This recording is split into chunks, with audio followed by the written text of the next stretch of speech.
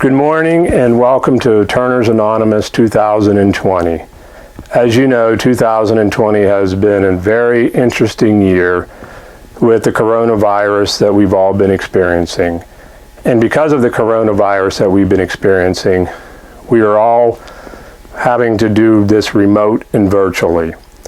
So here for the month of September, I'm going to show you what I do in regards to platter designs, and I'm going to talk about some of the basics of safety, lathe maintenance, and sharpening.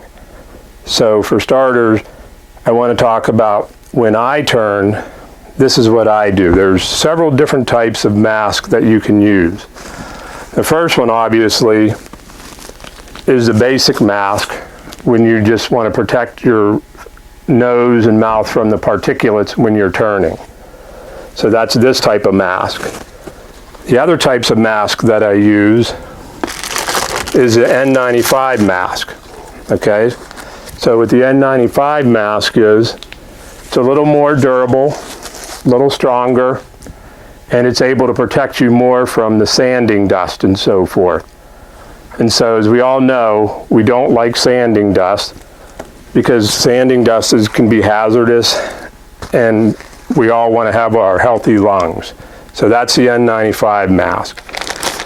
Now, believe it or not, back in the day when we were at Society of Contemporary Craft, in the raffle, I ended up winning this box of Moldex N95 mask. And at the time I was like, I really didn't care about it, but I've kept it for all these years, and believe it or not, they still work very good. And I went on the internet. You can't get these masks anymore because they're for the health and safety environment people now. So the cost of these masks individually are $8 each. This whole package of 20, the original cost on it was $19.95. Now they're $8 a piece. And the 3M masks are running anywhere from $15 to $20 a piece. And as you know, as us as woodworkers, we tend to use these masks, and so therefore, because we want to protect our lungs.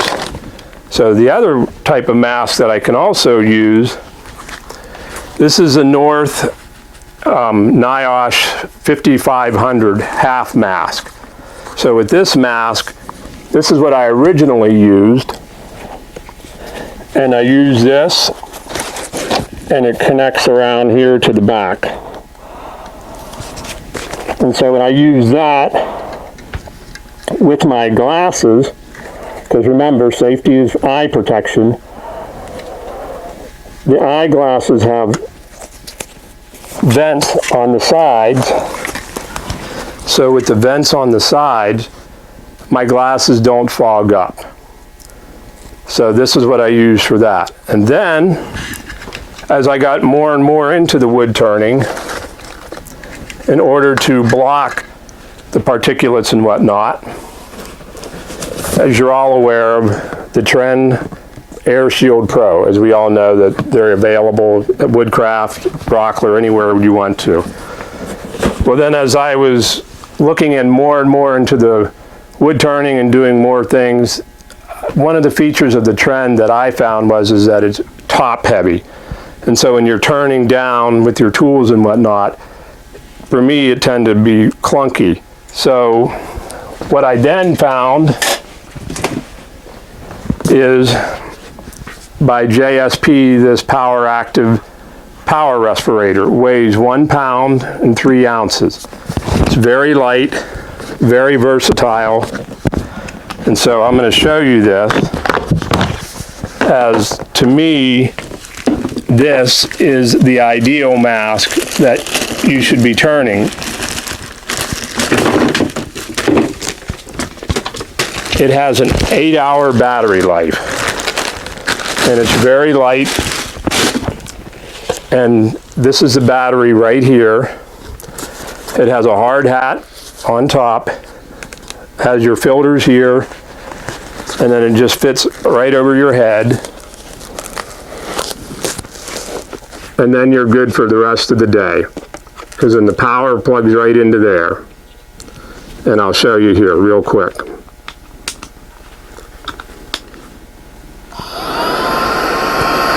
So you have 8 hours of respirating air, continuous, very light. I highly recommend this. It's ease of use and so forth. And again, because safety is all about protecting your lungs and your nose and mouth. Now, when I'm not using the air-powered mask, and when I'm turning just regular wet wood, I use this face shield. Now this is just a plexiglass shield, very heavy, not like the thin ones that you can get at Lowe's or Home Depot. I would not recommend that style of mask, because believe it or not, when I have been turning, things fly off the lathe and they hit. And when they hit, you want to be protected. So as you can see, I'm protected by that. Now what I also have here is this other type of mask here. And this is UV regulated, and so much clearer because I haven't used it as much, but it covers more around the face and underneath. So this is going to be the mask that I will be using today. So hopefully you can hear me, and then you'll see the benefits and the features of this mask. Thank you. Okay, in this feature here, what we're going to talk about today is the lathe that I have and how I go about on doing wood turning. So as you know, we have several different lathes in our club. We have the jet lathes, we have a Powermatic lathe, and we have the Laguna lathe at Woodcraft that we are currently using. Well, here in my shop, I have what's called a robust lathe. Back in 2009, myself and John Schluter went to the AAW wood turning show in Virginia, and I'd purchased my Powermatic lathe. So I had my Powermatic lathe from 2009 until 2014. When in 2014 I went to the Arizona AAW show, and they were running a show special on these robust lathes back in 14, and John Schluter was kind enough to let me try his lathe, and I was absolutely blown away with how much more, in my opinion, smoother and efficient compared to the other lathes. Not that the other lathes are bad, they're not. It's just that the robust lathe has a little better heavy-duty aircraft bearings. The shaft is a little heavier, the motor's a little heavier, the drive. And so when I'm turning my platters and some of my large natural edge pieces, which I'll show you here later, you'll see why I like the benefits and the feature of this lathe. So what I'm going to talk about today is maintaining your lathe and the maintenance of your lathe. If nothing else, is when you maintain your lathes, you will get a much more better product on your finishing, because first thing you need to do is take steel wool, and I use 4/0 steel wool, and just take the steel wool and just lightly go over the bedways, because when you do that, it will make it slide a lot better and more easy and efficient. And do the same thing for the tool rest, because when you're using your tool rest, when that wood's turning around and constantly hitting your tool, you're getting that banging, and it's going to leave little divots on your tool rest. And so when you take the steel wool and just lightly go over that, that will make it a lot more smoother and more efficient in gliding back and forth. And I would also do the same for your banjo. Just slightly go underneath like this for your banjo, and then you see just how much, see how easy that turns, and then I'm able to lock it in place. And then that, if you do nothing else, John Jordan also said this to us when I took a class with him, this will in fact make you a much better turner. And he's right, because when I did that after his class, I didn't realize how many marks I had in my tool rest. And so I went back and cleaned them all, and I noticed a huge difference. Now, one of the other features that I like about this lathe is that it has the tilting tailstock. So when I'm turning a large piece, or if I'm going to do bowl turning on the end, I can take this tailstock and just move it out of the way. And that's one of the other features that I like about this. Now, one of the other things is that I also do, as we all know, WD-40. Everyone has a can of WD-40. So just take your WD-40 and just lightly just spray the bed of the lathe and just wipe it down. And if you do that, that also will make your bedways a lot smoother. And see how that little bit just comes off like that? And it'll make it a lot more smoother transition, gliding back and forth. But now, don't be concerned, it's still gonna lock, because once it locks, I can't move it. So that's one of the other features that I like about, you know, the WD-40, it slides, because that was a concern that I had, but it doesn't affect it whatsoever. One of the other features of this lathe is that it has a remote stop and start. And so when I turn this on, you'll see here, I can go forwards, turn the speed up, hit the stop button, and then turn in reverse. And this is a very important feature for variable speed drive and turning in reverse. And you may ask, why is that so important? You'll see later today why that's so important when I go to sand the platters, and I'll explain to you why that is. So these are just some of the features that I like about the robust lathe. The one other thing is that it also has a sliding headstock that you're able to move it back and forth on any part of the lathe. So to me, that is also another important feature that I like, because depending upon the size of the piece that you're turning, whether you're turning a bowl, now this is a 52-inch long bed lathe, so I can turn up to 52 inches of a spindle. So for that actual table leg height is around 30 to 32 inches. So I'm able to safely turn a spindle in there and not have any concerns about that. So that was another feature that I liked about this lathe. Okay, in this section, I'm going to talk to you about sharpening. And the way that I sharpen is that I have two grinders with CBN wheels. And my grinders start out with 80 grit, 220 grit, 350, and then 600 grit.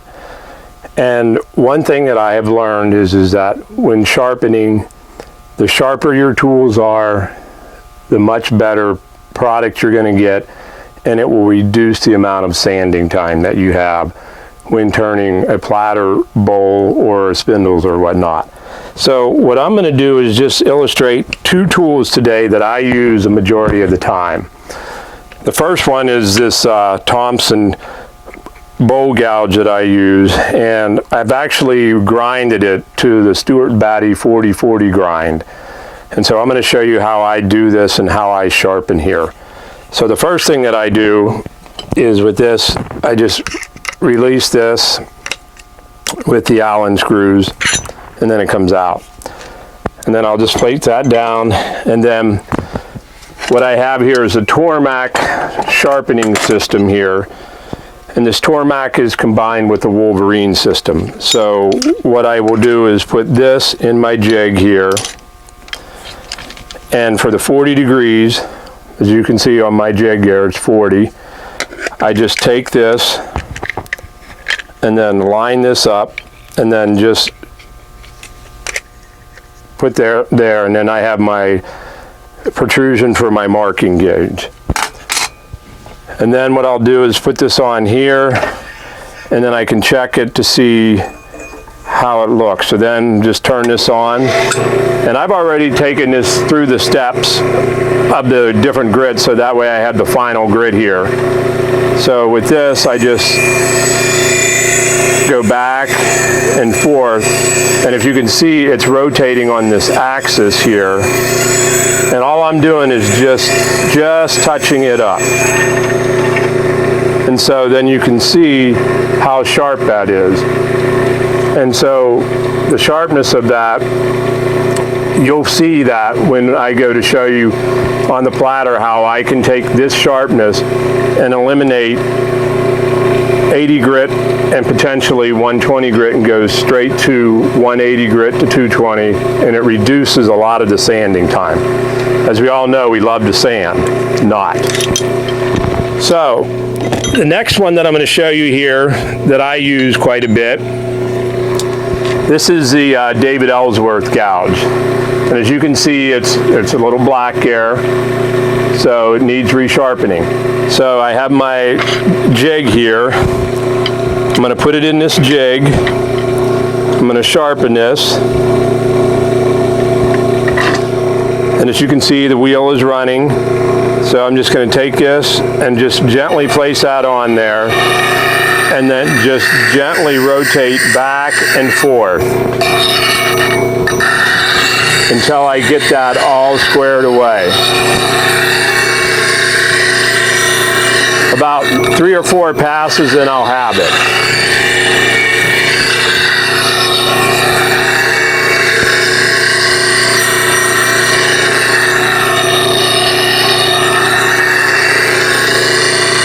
And I'm just barely even putting any pressure on it because I'm letting the wheels do the work. So that way I have a nice, long, protrusion grind. And that's what I want. And this grind is about a 60-degree grind.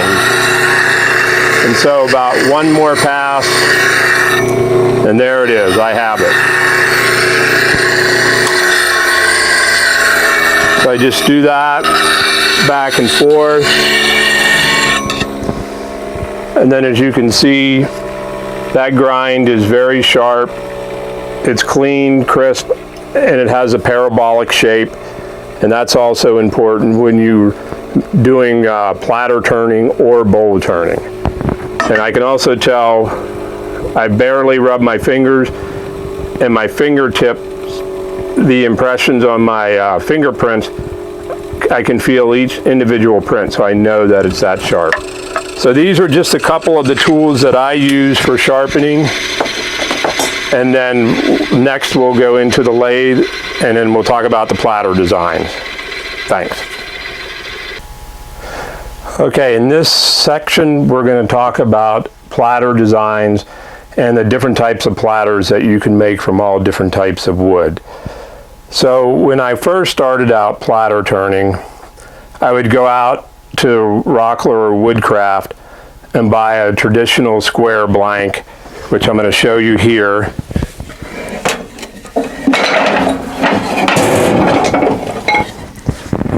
And then this is of curly maple. And then as you can see here, I used to buy these. This one was $28. And then I would take it to the bandsaw here, and then I would just cut a round circle. Traditional platter. So then when I started to do that, then I started to get into different designs of platters and embellishing. And so the next one that I got into was burls. And what's a burl? Well, a burl is a growth on a branch or a tree that's very desirable in the grain orientation. And so here we have this burl, and then I slice the burl away, and you can see all the different cancerous growth on that burl. And so then I started to get into the burls and turning burls. And so from the burl turnings, the next one that I got into here, this is what's called an Australian brown mealy burl. So on the outside, I turned this, and it had a lot of little marks on it and everything, which I'll show you what a burl looks like. And you can get them at, wholesaler wood places. And then if you go to the AAW symposiums, you can order them online. So and then what I did is just simply made a cove and then made a bead and just did a very little simple design. And I'm going to show you that here today as well. So that's what a burl looks like. So then after the burls, then I started to get into coloring and texturing and design. So again, same concept. I took the square platter, cut it round, and then I designed it. And then I made a little bit of a cove here, and then I made a bowl here and this, and then I did this design. And then I tried to enhance it by just taking a black marker and doing the outline so you can see the depth and the definition of it. And then what I also did is made little beads on the ends of the platters. And that also gives it a little more enhancement in texture. And then on the back, it's just a simple OG design where the flow of the curve just goes through. So that's this platter. So then what I did is I took it one next step further. Same design, but I put a little walnut button on this maple just to give it a little bit more embellishment. So that was just to set it off a little bit more. And then after that, you get into little bigger platters. Here's a curly maple platter. And then there's black and white sprays that you can put on it. So what I did is I turned this and then I sprayed it white. And then I took my 40-degree gouge and then just cut the line so I had a crisp line on both sides. And then what I did was took, like, it's called black silly putty, and I just sprayed it real quick while the lathe is spinning, and then that gives you this type of design. And so what I tend to also do is when I'm turning and making pieces, I tend to go so far and then I stop because I want to make sure that I like the design, I like the aesthetics of it overall, and I want to make sure that it's pleasing to the eye. So sometimes I put them aside, as I do with this one, and then there's the back side. And then I did a little bit of airbrushing on this with some maple leaves and whatnot. And then I find out I really didn't like it that well. So I'm kind of in a quandary on this one as to what's the next step I'm going to do. So I'll show you what I then did. Here is a small little bowl platter. And what I did with this one is, if you remember the walnut button one that I showed you previously, I put a walnut in this side, did a little bowl shape, and then just did it straight across. But what I also did with this was did some coloring techniques, and we'll talk about the coloring techniques of what I did to make that. And we'll do the coloring techniques on this one right here. So that way you can see before and after. So after I started to do all of that, I took a class at Aeromont. And when I took the class at Aeromont, I learned how to use minerals, like the Mohs scale of calcite, jade, anthracite, and whatnot. And so I kind of did a little combination of things where I took a walnut platter, I did the beads and coves as I showed you, and then what I did was inlaid it with the calcite and some coloring, and then I did the same for the center. A little black powder and then calcite, and I used CA glue to bring this all together. And I'm going to show you how to do that here later today. But I wanted to show you this different technique is how, again, it's all basic designs and cuts, but when you do the different cuts, it shows how you can accent a piece and accentuate the grain pattern on these platters, which is what I like to do. And then here's another larger one that I did. This one is curly maple. So again, what I did here is, it's or quilted maple. You can see the quilt in there, and you can see that I left a little bit of the bark in there because that was close to the bark intrusion, and I like that natural look. That's, to me, I like that aesthetics. So I did the same thing here. I can see the quilt, and then I did the little bowl, and then did a little cove and a little bead, and then another little button. I haven't decided what I'm going to do with this one yet, because when I see the grain pattern of this, depending upon what colors of I put on here, it will have a different effect, and I'll show you that on this smaller platter, because if you use the 4 basic colors of the color wheel, like red, magenta, cyan, and black, and yellow, depending upon what orders you lay them on the wood, you're going to get a different coloring texture. And that's what you need to look at and think about when you're doing these platters, because what may be pleasing to you may not be pleasing to someone else. And so I try to take that into consideration, which is why I tend to make a bunch of platters and then just let them sit, and then I go back and then start to play with them and start doing some of the design work. So next we're going to go over to the lathe, and then I'm going to show you how we do these platters. Okay, so when I was talking about the platter designs, I told you what I did is take a traditional piece of wood that you can get at a store or Rockler or Woodcraft or wherever, and here's the rough surface of that. And then what I did was I drilled a 7/16 inch hole about a ½ inch thick, and what we're going to do is we're going to mount this on the one-way chuck that I have with what's called a worm screw. So I'm going to mount this worm screw in my chuck here, and so when I go to mount this in my chuck, there's little divots on my chuck here that will fit in this little groove here, so that way I have a tight fit.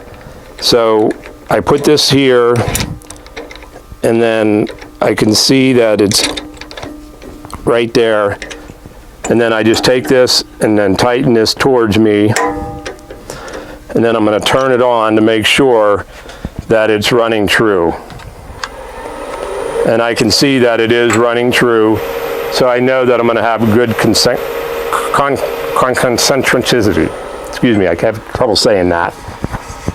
So I have the hole that I drilled, and then I'm going to mount that onto the worm screw here. So I just put that on there,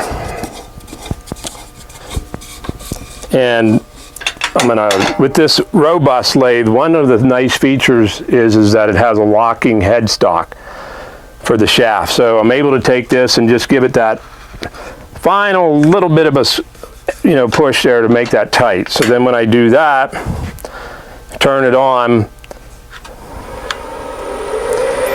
I can see that it's running a little bit true here, but out of square here, so out of round, and I'm going to show you how I clean that up here. So what I've done here, I'm going to shut this off. I'm going to put on my mask, safety. So I have this, and then what I did here was, and I'm going to show you here, is I made a little recess for the chuck here. So I'm going to take this up there, mount that there, and you want that to be at center point. So right there, I know that I'm at center point. So I'm going to turn this on, and then I'm just going to take this and just slightly clean that up. So I have a nice, clean joint for when I want to put that on the reverse of that. So I just go back and forth, and to me that looks pretty good. Yep. So I'm going to put that, and then I'm also going to show you here another tool that I use that's called the negative rake scraper. And what a negative rake scraper is, it's where one side is cut at like 20 degrees and the other side is cut at like 20, 25 degrees, and it moves the sharpness of the edge from the top, where a traditional scraper looks like this. It shows you where you have your scraper here at the top, and then if I put that scraper right here on my piece, I'm going to get what's called tear out. And so I'll show you here, just so for illustration purposes. I'm going to put this up here. You see the shavings coming off there. And then you're going to see a little bit of tear out.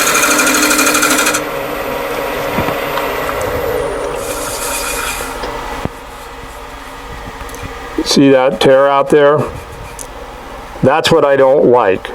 So with the negative rake scraper, I'm able to take that and get that groove in there and then put that in there where it's nice and tight, and then I'll have a nice consistent form edge. So I'm going to show you that here. So I'm going to take this, and then as I said, I tend to use these kinds.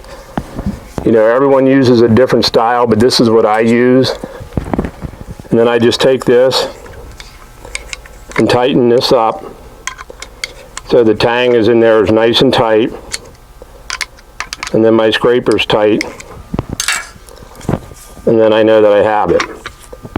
So it's a little bit loose there, so I'm going to make it a little bit tighter. So just bear with me here. There we go. Now I'll turn on the lathe, turning it forwards. I'm going to turn up the speed, and then what I use is a 3-point position here, like a triangle. I have my left hand right here on the tool against my body, and then I'm going to, excuse me, just go back and forth here.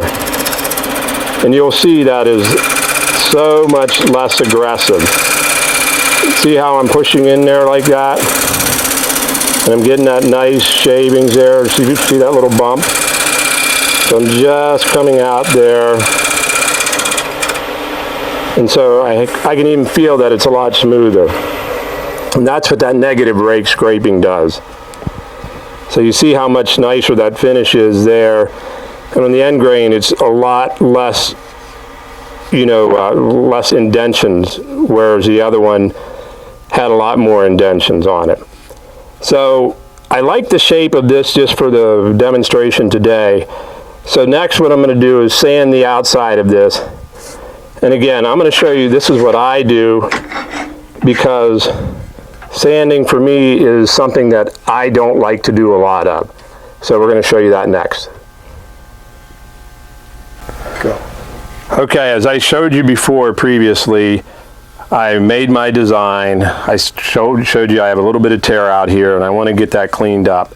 Now I know you all know how to sand. It's not what we like to do. It's no fun. It actually is miserable, but I'm going to show you what I use for sanding here that helps me out tremendously. Again, going back to protecting our lungs, you know, and our nose and mouth and whatnot. I use a tool called the Festool RO90DX, and what this is a sander that hooks up to a vacuum system that has 6 holes in there, 7 holes, and with these holes I'm able to take this sander, and I have a soft contour pad on there, interface pad that I put on there, comes off, and then I line it up with the holes there. And then once I get the holes lined up, it's very good. Now Festool is very good for flat woodworking, and this is one of their first designs that they've come out that will help do the lathe turning world, because they see the benefits of what people like to do. And so this is hooked up over here to what's called the Festool. I have a CT33 little vacuum, and it's on auto. So when I go to turn this on, the vacuum turns on, and when I shut it off, there's a delay for the vacuum cleaner. So I have two settings here. I have the aggressive sanding and then I have the finish sanding. So I'm going to put it on aggressive sanding. And if you notice, I don't have an air respirator on because with this festool, I'll show you how much little dust that you'll see flying. So remember when I talked to you previously about having forward and reverse. When I sand in reverse because the lathe is going that way and the sander is going clockwise.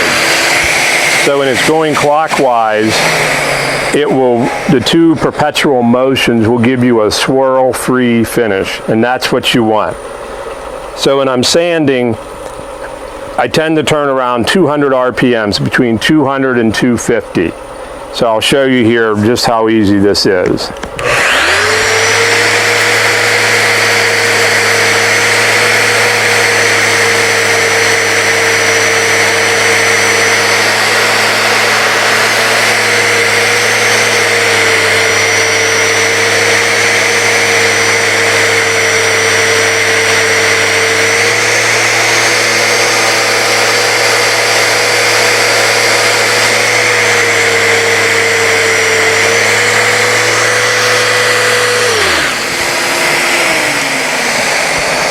The other thing is, when you're sanding in reverse, the little sanding dust that I do get, because this is 220 grit, you notice the sand dust was flying away from me, not towards me. And that's what you want. So when I see that, I say that's a pretty good smooth finish there. So, and that took me about a minute and a half, 2 minutes. So with the right tool, cutting techniques and so forth, you can really reduce the amount of time of sanding. So now what I'm going to do is flip this around, and we're going to show you what I'm going to do is turning beads and coves and in a bowl shape for the platter for the coloring. All right, so I've finished sanding it. I went up through the grits and so forth. I have the outside done. Now I'm going to flip it around and put it on the other side. So as you remember, I had that worm screw in, so I'm going to take that off. And if you can see, I just do this.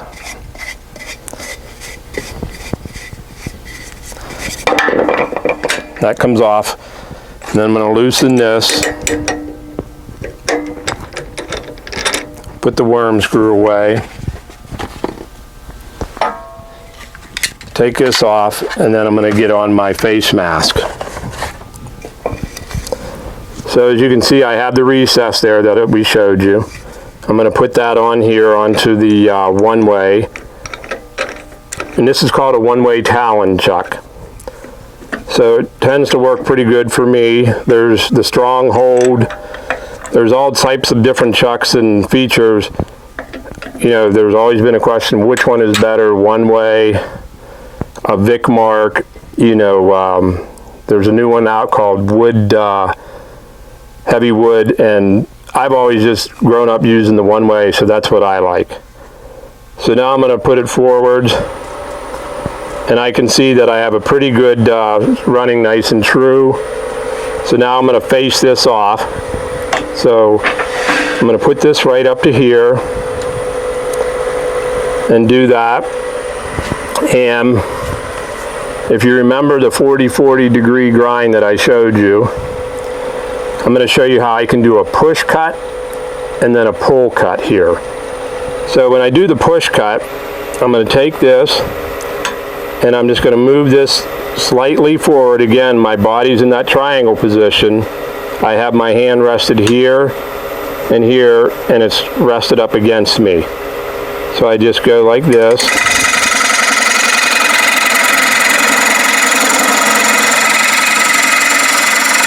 And I'm moving forward there.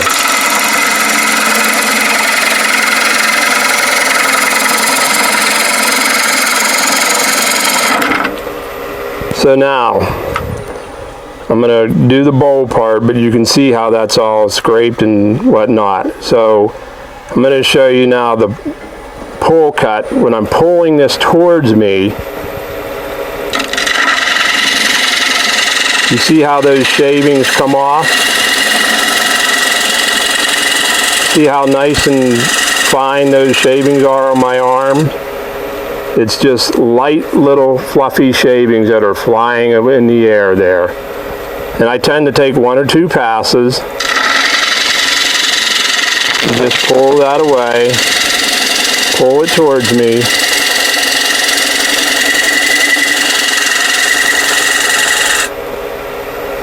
And then I can see that, stop the lathe.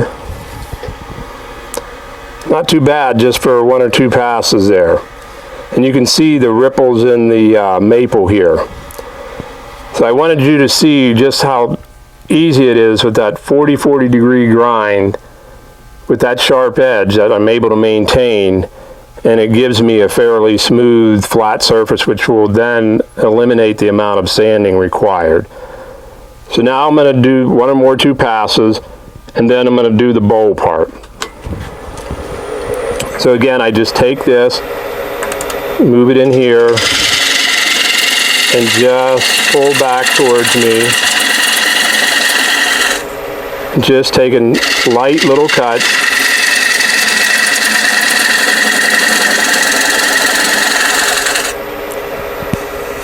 And I like that. So now what I'm going to do is get the 60 degree bowl gouge. I'm going to turn the lathe up a little bit. And then as you can see how I have it on center, I'm going to show you how I turn a bowl part. So I tend to push in, just going back and forth like this. And that'll happen from time to time. So it got a little loose because I tended to be a little aggressive. So just loosen this, take this, squeeze that, tighten it again.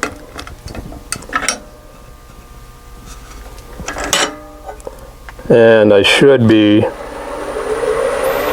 running true again. So I'm just going to take light little cuts so you can see how that is. Just let the tool do the work.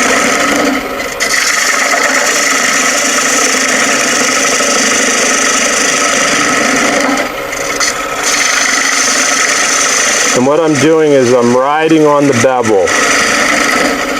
When I say the bevel, I'm riding on this part right here to right here. And so when I'm doing that, I'm getting that nice smooth, the shavings, you see those shavings just flying off there? So when I'm doing those shavings, I can get a real nice cut, and I'm using barely any effort on that at all. And that's how I know that the sharp tool is doing a very good job of cutting that. So it's just step and repeat. Just keep going through the process, and you see how this is going through.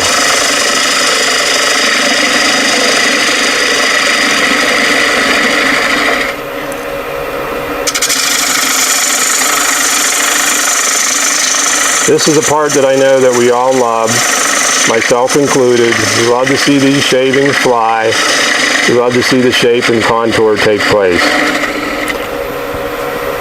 Okay, so you get the gist of that, and you can see just how smooth that is, fairly smooth, where when I take the light little cuts on that sharp corner there, I'm able to get a much more finer piece, and then it'll eliminate the amount of sanding. So next we're going to talk about how to color. Okay, as you recall, we were on the lathes, you know, made the bowl, turned the outside, turned the inside, turned it flat, sanded it. So, and then I did one step further, I just burned my name in there. So like for those of you who like to do wood burning, this is how I sign my pieces, just with my first name, middle initial, and last name. And so now what we're going to do in this session is I'm going to talk about coloring it so that you'll get effects similar to this type of rim here. So what I do is use nitrile gloves. Was able to get them at Harbor Freight. Used to be able to get them really cheap with the COVID-19 situation. The health industry has first priority, so I'm using my current supply that I have. So I would recommend that when you go out and if you're able to see some, I would recommend that you purchase them because you never know when you're going to need them again. So next, what I have here is what's called spirit stains. I got these from Craft Supplies USA. It's called Wood Turner's Catalog. This is red, green, yellow, orange, and then blue. And so what I do here is I take an old t-shirt rags and just cut them up into small little square pieces. And then this is where you start to, excuse me, play. So for me, I'm going to start with the yellow first because I like to accentuate the colors from light to dark. If you start with a dark color, you're going to get a much different effect, and you won't be able to see the slight subtleness of the ripples of the grains that you can see here. You can see that slight curl in there. And that's what I want to accentuate when I do this coloring here. So we're going to start here with the yellow. And again, this is alcohol based. So this is very fast drying. It doesn't take a lot. It really doesn't. So what you do is you just take this and I just dip this in there. Squeeze out a little bit. You can see that. And a little bit goes a long way. So I just start to apply this, and I just put the yellow on the whole way around. And now you can see by the yellow that I've applied to this, how it's accentuating those grains and ripples. And that's what you really want to do, is you want to accentuate the piece that you're turning in the wood. And you want to let the wood show you the beauty of it. And that's all that I'm doing here, is just doing that. And so I put the yellow on, put that around, and I can see that's almost drying already. So just put that on there. And then you can see just the slight subtleness of that, and that's what I tend to like. So next, what I'm going to do is I'm going to put on some orange. And again, you can mix the colors up, whatever you like to do. Everyone has a different taste as to what they like. So I tend to like this, so I'm going to use the orange. And I'm going to, again, get a little cloth of old t-shirt or rag. Excuse me. And then I'm going to get this saturated really good. And there's the orange. So again, I'm just going to put the orange over the yellow. And you can see how that makes that even a little more protruded darkness. And how that accentuates that even more. So I just go all the way around. And just, blend it in. You don't need to put a lot on there. Don't go heavy. Sometimes, just a light little touch is all you need. The way I'd like to try to explain it is if you're holding your newborn baby, you're going to be very gentle. Do the same with this. It doesn't take a lot of pressure, just a little bit. And then just rub it in. And then you can see what you have. So right now I have like a fiery look, like an autumn color. With September coming around, we have the autumn colors. So I tend to like that a little bit, but I'm going to accentuate one more color on this for me personally, and that color is going to be green, because I like to see what the green looks like. And again, you can use the the color wheel. If you go on the internet, the color triangle, take a look at that, and that'll tell you what different colors to overlay and underlay to give you the different contrasting colors. So we'll put the green on.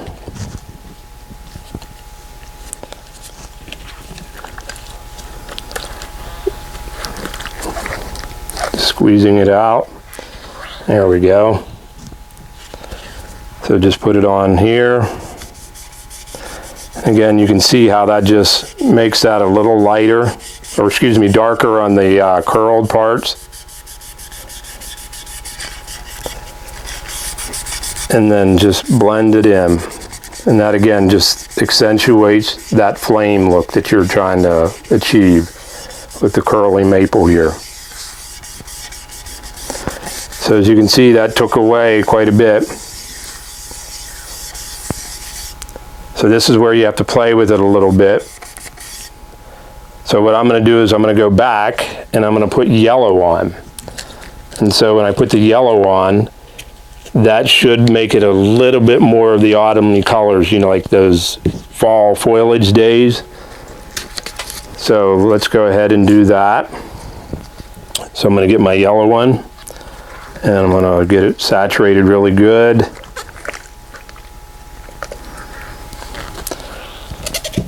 And remember, with fall coming around the corner, you guys can safely social distance in the fall foliage in the mountains there. And I would highly encourage people to do that, because the Laurel Highlands here in western PA is a very beautiful time of the year to go biking and hiking and just enjoy Mother Nature, as I like to do it. So, as you can see here, I put the yellow back on it, and that made that a little more vibrant. And that's, to me, more aesthetically appealing.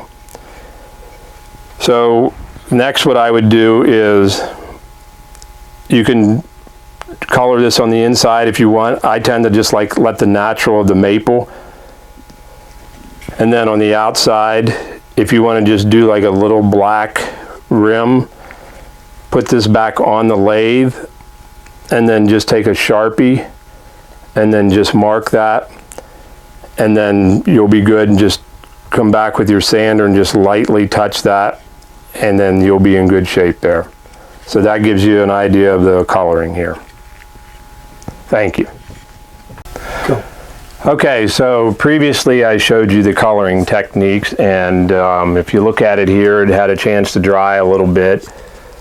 So that kind of looks a little autumny and fall colors. So now what I'm going to do is show you how I do some of the mineral inlays. And so with the mineral inlays, you can use epoxy, and you can inlay it with stones and chips like this. When I took the class at Aramont, we got some of these types of chips, and also some of these types of chips here, which is basically, for lack of a better term, shiny seashells that I can fill these in with. And you can take them and you can put them in here in this little groove that I showed you on the lathe that you can learn how to do. And again, what I did was just, we put our tenon on, shaped it, made the little shallow bowl part, and then cut that groove in. So when you do that, you just go back and fill these in, and you can fill it in with these. Or if you don't like these, take those out. I got this green malachite when I was in Arizona, but there's a place in Ligonier that sells gems and gemstones. So if you want to go to Ligonier locally, they have all different types of gemstones. Here's purple anthracite with a little bit of gold specking in there. I can take that and, you know, break that up, and then you know, put it in. And I have black powder here. I'm going to fill some of that in here today. And then I'm going to focus today on what's called calcite. Calcite is about the same hardness as maple here. So when I'm turning it, it'll be able to be shaped and look fairly good, because when I was turning the green malachite here, I was able to get the groove there, but when you're turning it with this, you have to use carbide cutting tools. And the carbide cutting tools actually make it sharper, and they're more durable when you're applying it to the lathe, the pressure, and I'll show you that here in a little bit. So we have what's here is called this green calcite, and as you can see, it's in big chunk pieces, a little too big, not real pleasing, not really what I want to do. So I could do it that way, but what I'm going to do is break some up. And you're like, well, how do you break it up? Well, I'm going to show you that here. So what you do is when you order stuff from the catalogs online and they send you stuff in the little bags, as wood turners, I know we're all frugal, save these little bags, and you just put some of this calcite in there, and I'm just going to put a little bit of a handful in there. And then once I put it in here, I'm going to seal this bag, and then I'm going to bust it up with a hammer in the bag. And then once I bust it up, I'll show you that. And then I had this old-time Brownlee's measuring sifter. And then this is a 3-stage sifter here that I have. So I'll put it in here, pour these in there, just crank this, and it'll come out into the fine little powders, so then that way I can have all different types of pieces that I can put in there. So we have the calcite, we have it in here. I'm going to get the hammer here, and then I'm going to take this and I'm going to break it on my vise, and I'll show you that. Go. Okay, so we took our calcite, we put it in the bag, and now I have my hammer, and I'm just going to take it on this vise and just pound them. And as you can see, it's breaking up into small little pieces and even finer crystal pieces. And when you're having a bad day, I would recommend that you do this.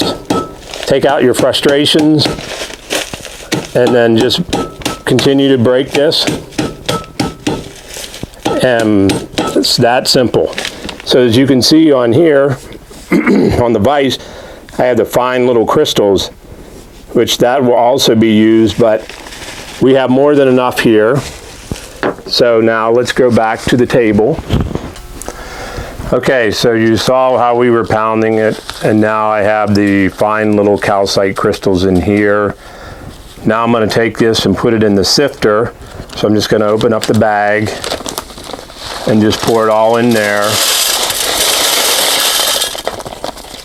And then sift it to get the fine crystals, and then we'll start to put them in our little thing, in our groove here, and then we'll make a little pattern here that's very similar to this. So I just take this, and as you can see that, you see how that is starting to, see how those are coming out in those fine little crystals like that. So that's what I do, just very simply, so now I have it segregated. So I have my fine little powders here with my fine little crystals, and then I have my bigger ones here. So what I'm going to do is just take this, just pour a little bit of it, the bigger ones in here. And then I have the fine ones right over here. So now what I'm going to do is take this and just move these around to the outer edge here. And all I'm doing is just filling this up as much as I possibly can. You know, it's like when you were in science class and they gave you a glass and they asked you, is this glass full yet? When they put the rocks in, half the kids would raise their hands and say, yeah, it's full. Okay. So then they put smaller rocks in there and they say, is it full now? So now everyone's thinking, well, maybe it isn't as full. So now the kids tend to say, no, it's not as full. They're like, okay. So then they put sand in there on top of that. Now is it full? And the kids are saying, yeah, I think it's almost full. Okay, and then the science teacher says, okay, now I'm going to fill it with water and a liquid. Now is it full? And then at that point, that's when it's full, because there's no more room, and you'll see the rocks and the sand start to rise a little bit. And that's the same methodology and approach that we're using here. I'm just taking these fine little crystals here, and as you can see, I'm just starting to spread them around into here so that I have that nice little jagged edge all the way around, and just fill this up. And so I'm going to ask the group the question, is this full? Obviously, no one can answer live, but we all know by the previous comments that I just made, it's not full. So we're going to continue to put more in there. So I have the crystals here. I tend to rearrange them a little bit, just so you have a pleasing look, to know what you want. And you just, how do you know what you want? Well, it's going to take a little bit of time and practice, but that's okay, because that gives you a reason to be in the shop away from everyone. And during this COVID times, what else do we have to do? You could be out there, beautiful sunny day, but when it's raining and when the weather gets colder, you'll be inside doing this. Okay, so now what I do is, you see all these fine little crystals? I just pour those little crystals right in there. Now see that powder? And then you can see the powder on the tabletop here. I'm just going to take that, rub it in here into my hands, and then I'm going to just sprinkle that throughout this. And all I'm doing is just filling the voids and the gaps, because it'll give me a much more better overall effect when I go to sand this and then shape this to the shape that we want to do. So I just keep working this, just filling this all out.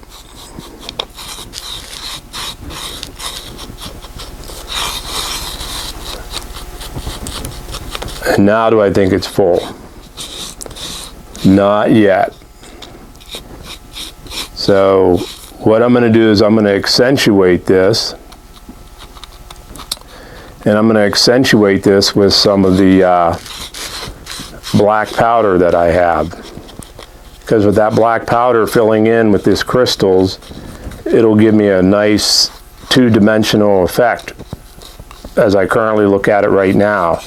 To give it the three-dimensional effect, that happens when you turn it on the lathe. So I'm going to take some of this black powder, and I'm just going to sprinkle some of it. Doesn't take a lot, you know, just sprinkle it throughout, around, fill it in, just like so. Go around again, just making sure you have everything. See, I still have quite a bit left. It doesn't take a lot. So now what I'm going to do is just spread this around, because you want to get that different effects. So like right now I'm taking out some of the larger crystals. So I'm just going to, and that's what you have to do. This just takes a little time just to fill this in and blend everything in, because you want it to have a nice effect. And so it's like when you're cooking, when you mix different ingredients, it makes it taste better, like a cake when you're baking a cake. If you just put the flour, salt, and water, it's not very good. If you add the other stuff to it, it tends to get a lot better. So now I'm going to put some of the larger crystals on top, just to give it that nice effect. So I'll put this around, get this here. I'll even add some of these little chips in, just to give it some different colors. And this is what you can do, and you can learn and just, you know, practice and see what different effects that you like to have. So after I fill all this in, you know, spread it around, just constantly keep doing this. And then once you think you have it and you're happy with everything, you know, just take a look at it again and just go back and fill in where you think you might need some more. And so I'm just doing this, adding just a couple of accent pieces here and there because it'll be good. How do I know? Practice. And that's what you want to do here. So I'm adding some of the green, some of the silver seashells, you know, just to give it a different effect. And then we'll even add some of this in. So let me get this open. And we'll just sprinkle some of this color in. Spread it around. That'll give it a nice little different effect all the way around because you'll have the clear, the color, the green. And you can have fun with this and just play with this. You know, when we were taking the class, we had some of the students that were there just, you know, doing this for several hours because they were trying to achieve a desired effect that they wanted in the coloring wise. And that's what you tend to do. You just tend to play with it. Just keep working it to make it to where you think you like it. Okay, so I think that'll be good for the demonstration here. So I'm happy with how I have everything in there. So now, going back to the science, is a glass full. Obviously, we want to keep this in place. So we could use the epoxy. There's a two-part marine epoxy, the resin and the hardener. But you have to tend to buy that in gallons or large quantities. And as wood turners and hobbyists, we just like to tinker around and just, you know, not use as much. So the other alternative is what you can use is CA glue. And that's what I'm going to use here now. So the CA glue that I'm using, it's called this 2P10 from Fast Cap. And this is a thin. So this sets up in about 10 seconds and it'll get hard within 30 seconds. So what I do is just take this and I'm going to just pour this into this, and as you can see, I'm just letting it drip in and letting it soak in, and just keep working it all the way around. And if you spray this right away with the activator, what's going to happen is it's going to crystallize and you're not going to get a very good effect. And that's why I tend to like this Fast Cap, because it sets up in a short amount of time. And then I don't have to do a lot of that spray with it. And that's what I tend to like better. It tends to just really soak it in, and it cures very well. And it also maintains the integrity of the overall pieces that you're putting in.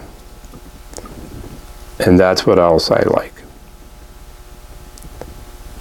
So you just keep working it around, go around at least 2 to 3 times, you know, making sure that you can get this saturated really good.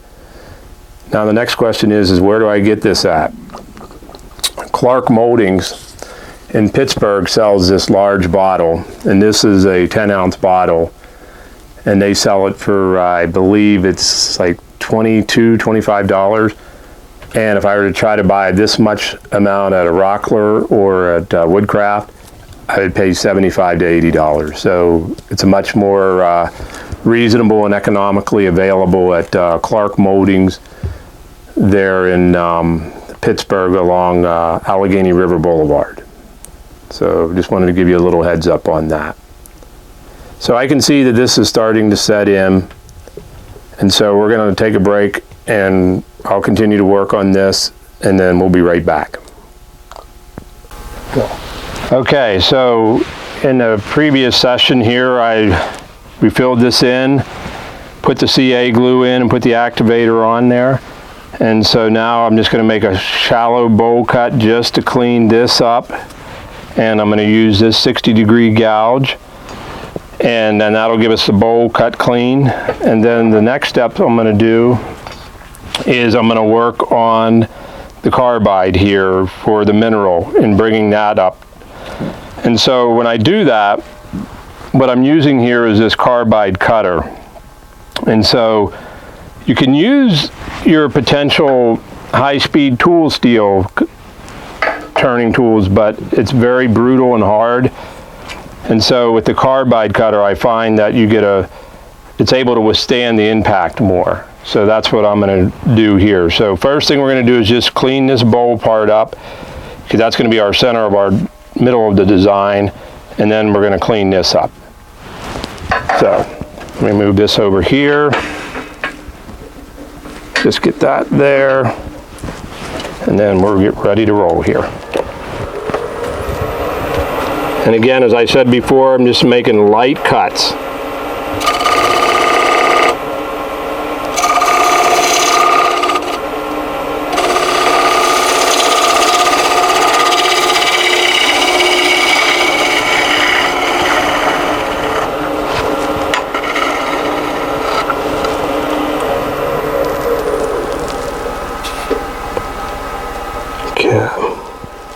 Not bad. We'll take one more cut, just a little bit higher. So I'm going to make this.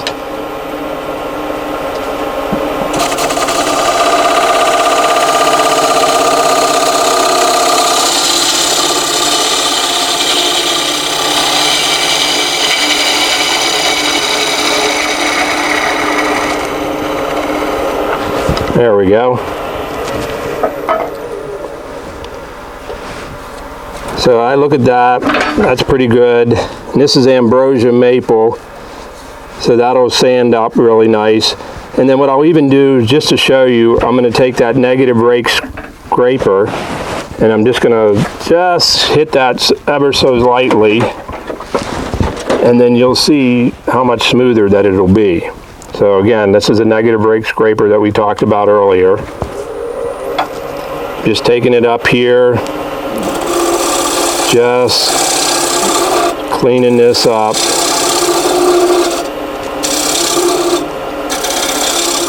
Just taking light cuts and then I'm moving it towards me, so that way it gets rid of all the divots. And we'll see what we have here. Okay. Yep, it looks good. Nice and smooth. I'll be able to sand that starting out with about 120, and it'll come right off. So now what I'm going to do is take the carbide cutter, and we're going to just start to work our way in and clean this and work our way on this side, and then we're going to start to do the rounding of it. So that's what we're going to do next here. So I'm going to start on cleaning both the outside and the inside here, and we should be good.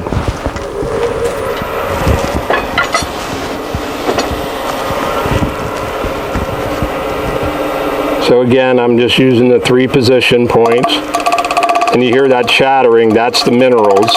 So you just take light cuts, that's hitting the carbide.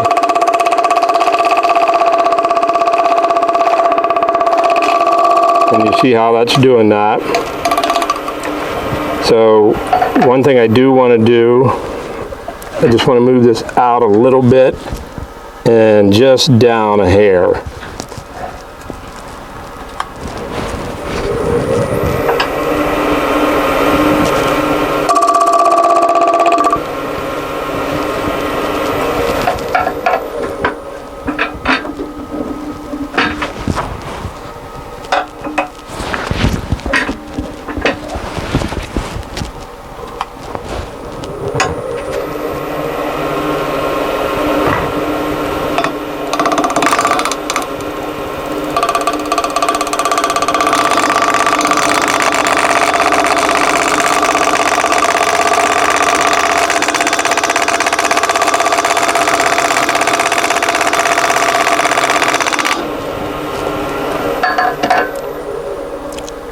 And this takes a little time, but the results will be very pleasing.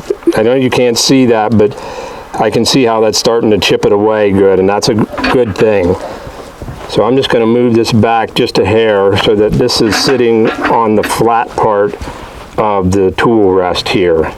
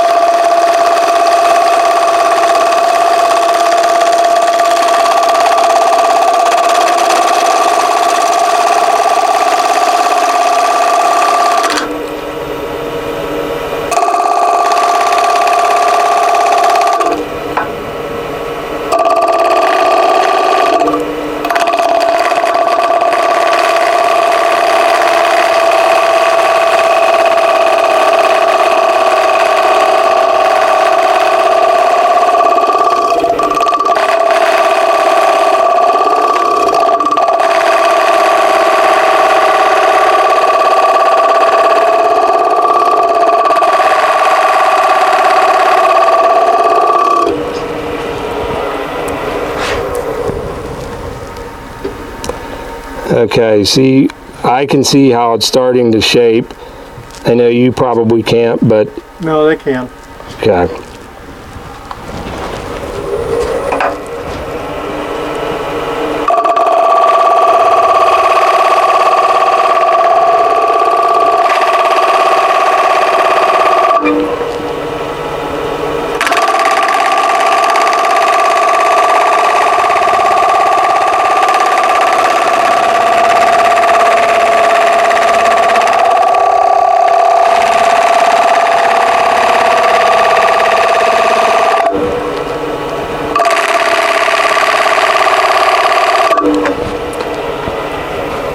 Okay, so now what I'm going to do is I'm just going to clean this up in here, and I'm going to take my 40 degree tool here, and then I'm going to start to shape the roundness of this.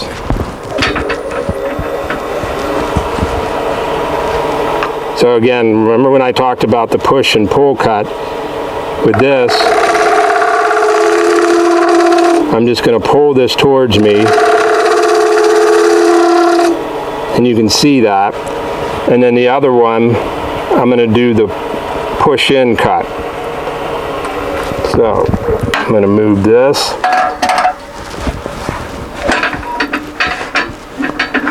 Get in there a little better.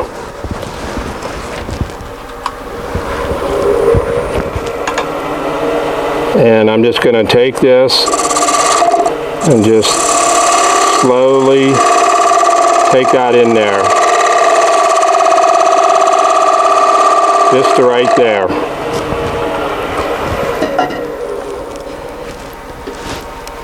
Now that I know that I'm starting to get that a little better, I want to make the grooves a little deeper so I can start to get that curve going up, so I have like a nice bowed cove bead here. So let me just take this a little bit deeper.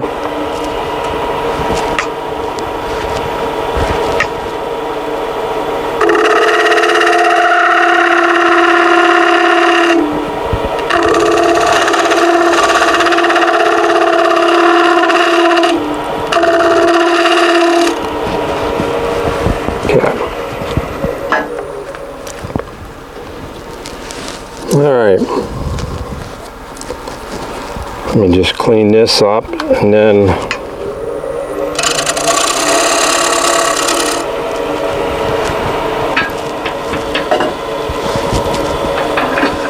you can see that CA glue's really kicking in.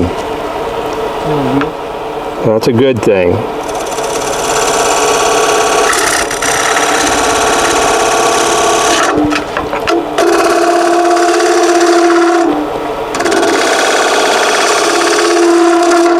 There we go.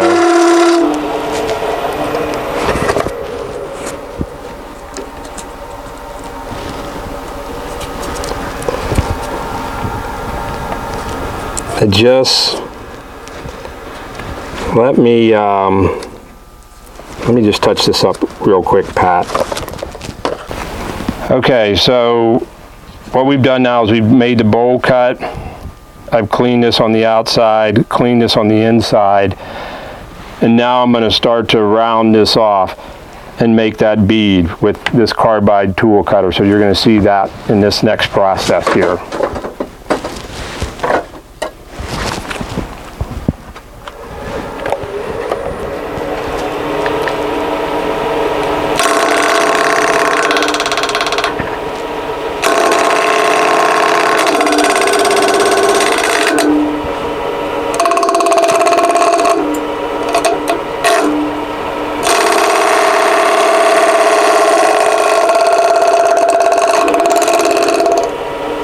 And when I'm doing this, I'm just taking very light cuts.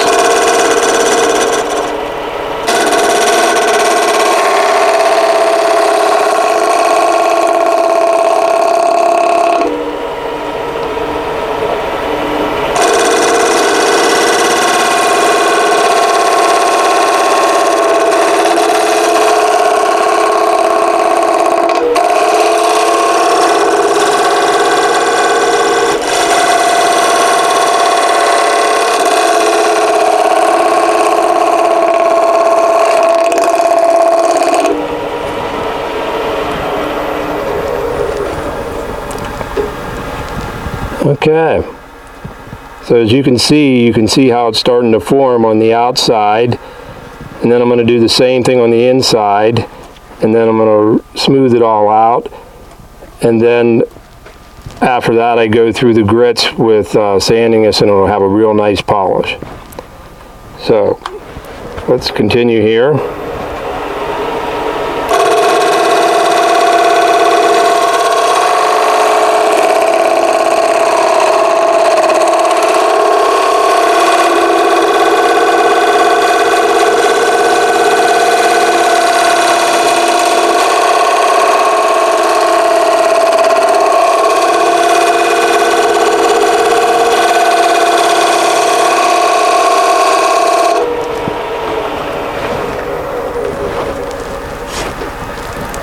Okay, now I'm going to move the tool rest and just get a better angle, so that way I can just get a little closer on that side and get it just slightly below center, and that looks pretty good there.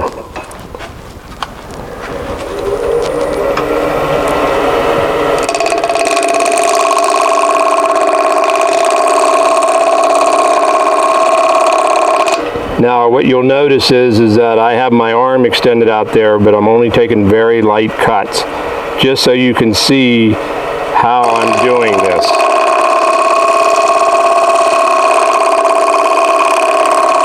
So I'm going to get over the lathe and then make it more round.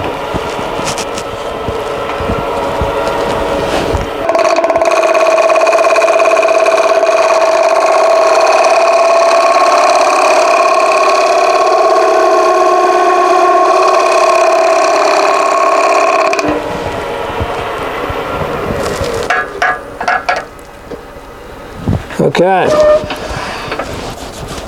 so you can see how it's starting to take the shape there, and I'm relatively pleased with that. And so now what I'm going to do is go through the sanding process, but I know that you guys want to see what it looks like, so I'm going to spray it with water so you'll be able to see what it looks like when it's finished sanding. So that way you don't have to sit here and watch me go through the sanding process. Go.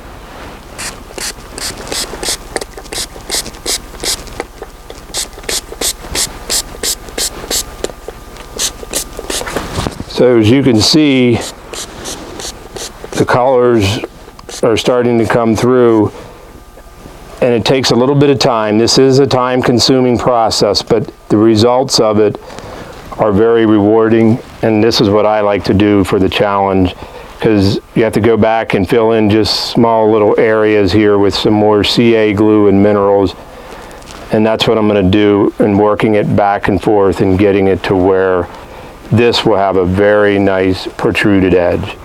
So I hope you've enjoyed this embellishing session on platters, and hopefully you'll be able to try this and be up for the challenge. Thank you.